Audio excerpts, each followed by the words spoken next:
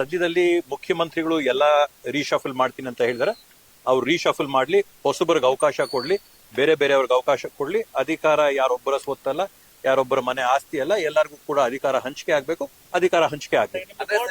ತಪ್ಪಿದ್ದಂತೆ ಎಲ್ಲೋ ಒಂದ್ ಕಡೆ ನೋವು ಅಸಮಾಧಾನ ಇದೆ ಸರ್. ಅಸಮಾಧಾನ ಇಲ್ಲ, ಬೇಸರ ಮನುಷ್ಯ ನಾನು ಇದ್ದೇ ಇರುತ್ತೆ. ಕಾಲ ತಸ್ಮೇನ ಅಂದ್ರೆ ಮುಂದಕ್ಕೆ ಹೋಗ್ತಾ ಹೋಗ್ತಾ ಹೋಗ್ತಾ ಎಲ್ಲ ಸರೋಗುತ್ತೆ. ನಿಗಮ ಮಂಡಳಿ ಬೇಡ ಅಂತಾನು ಹೇಳ್ತಾ ಇಲ್ಲ, ಬೇಕು ಅಂತಾನು ಹೇಳ್ತಾ ಇಲ್ಲ. ಅಧಿಕಾರ ಹಂಚಿಕೆ ಆಗ್ಬೇಕು, ಎಲ್ಲರಿಗೂ ಕೂಡ ಅಧಿಕಾರದ ಅವಕಾಶ ಸಿಗಬೇಕು. ಇನ್ನು ಕೂಡ ನಮ್ಗೆ ಸಿಕ್ಕಿದೆ 2 ವರ್ಷ 3 ವರ್ಷ ಬೋರ್ಡ್ ಸಿಕ್ಕಿದೆ, ಮುಂದಕ್ಕೆ ಕಾಯ್ತಾ ಇರೋರು ಅವ್ರೆ, ಅವ್ರಿಗೂ ಕೂಡ ಅವಕಾಶ ಆಗ್ಬೇಕು ಅನ್ನೋ ಅಭಿಪ್ರಾಯ ನಮ್ದು. ಮುಂಚೆ ಹೈಕಮಾಂಡ್ ಏನೇ ಹೇಳಿದ್ರು ಅದಕ್ಕೆ ಬದ್ಧವಾಗಿರ್ತೀವಿ ಅಂತ ಹೇಳ್ತಾರೆ ಶಾಸಕರು. ಹೌದು. ತದನಂತರ ಕಾಂಗ್ರೆಸ್ ಇಲ್ಲಪ್ಪ, ನಾನು ಮೊದಲು ಕೂಡ ಹೈಕಮಾಂಡ್ ಹೇಳಿದಕ್ಕೆ ಬದ್ಧ ಅಂತ ಹೇಳಿದೀನಿ.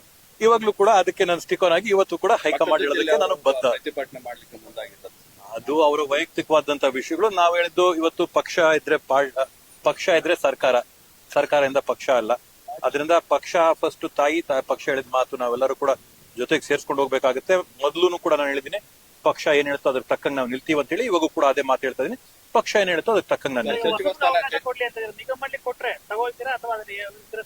ನೋಡೋಣ, ಅದನ್ನ ಏನು ಆಗುತ್ತೆ ಅಂತ ನೋಡೋಣ. ಆದ್ರೆ ನಾನು ಹೇಳೋದು, ನಮ್ಗೊಂದು ಅವಧಿ ಅವಕಾಶ ಸಿಕ್ಕಿದೆ, ಬೇರೆಯವ್ರಿಗೂ ಅವಕಾಶ ಕಲ್ಪಿಸ್ಕೊಡ್ಲಿ.